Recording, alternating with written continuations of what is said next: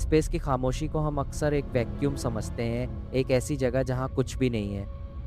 लेकिन कभी-कभी वहाँ से ऐसी आवाज़ें, ऐसे सिग्नल्स मिलते हैं जो साइंटिस्ट को हैरान कर देते हैं। एक ऐसा ही मिस्टीरियस सिग्नल नासा के हाथ लगा, जिसे समझना उनके लिए आज तक एक पज़ल है। ये सिग्नल अर्थ के रेडियो टेलीस्कोप्स ने कैच किया। फ्रीक्वेंसी और पैटर्न दोनों अनयूजुअल थे। ना तो ये एक नेचुरल पल्सर का लग रहा था, ना ही एक रैंडम कॉस्मिक नॉइज़। बिल्कुल स्ट्रक्चर्ड, जैसे कोई डिलिबरेटली भेज रहा हो। पहली बात में साइंटिस्ट ने सोचा शायद ये किसी सैटेलाइट का रिफ्लेक्शन हो, लेकिन क्रॉस चेक करने पर क्लियर हो गया कि सिग्नल एक डीप स्पेस सोर्स से आया है, और सबसे बड़ी बात, वो एक ही जगह से बार-बार डिटेक्ट हो रहा था। इस डिस्कवरी ने नासा के अंदर डिस्कशंस को ब्लो अप कर दिया। क्या ये एक एलियन सिविलाइजेशन का कॉन्टैक्ट अटेम्प्ट है, या फिर एक अननोन कॉस्मिक इवेंट जो साइंस ने अभी तक डॉक्यूमेंट नहीं किया? ये सिग्नल एक फास्ट रेडियो बर्स्ट जैसा था, लेकिन एफआरबीज यूजुअली मिलीसेकंड्स तक रहते हैं। ये वाली ट्रांसमिशन का पैटर्न रिपीट होता था, जैसे कोई कोड लिखा गया हो।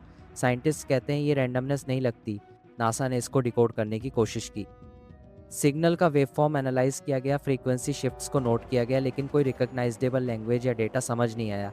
हर एनालिसिस के बाद मिस्ट्री और गहरी होती गई।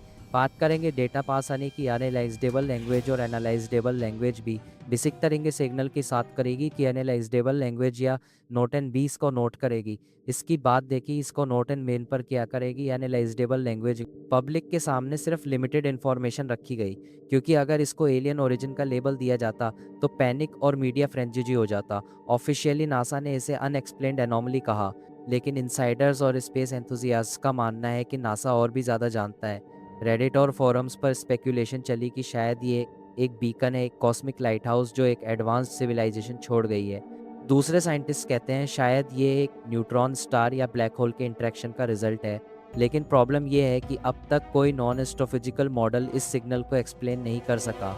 और फिर आई सबसे स्ट्रेंज बात, ये सिग्नल हमेशा एक स्पेसिफिक इंटरवल के बाद रिपीट होता है, जैसे कोई क्लॉक टिक कर रही हो।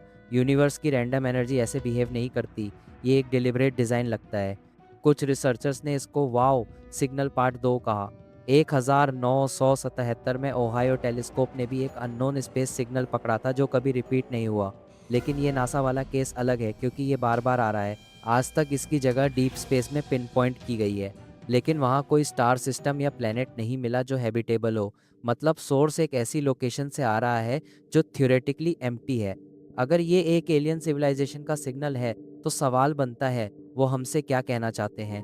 क्या वो बस अपनी प्रेजेंस अनाउंस कर रहे हैं, या फिर हमें टेस्ट कर रहे हैं कि हम कितने इंटेलिजेंट हैं इसे डिकोड करने के लिए।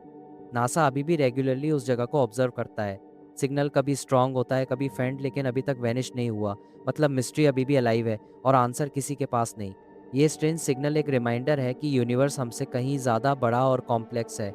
हो सकता है हम अभी सिर्फ शुरुआत देख रहे हैं, और शायद एक दिन जब हम डिकोड करेंगे तब हमें पता चलेगा कि हम इस यूनिवर्स में अकेले नहीं हैं।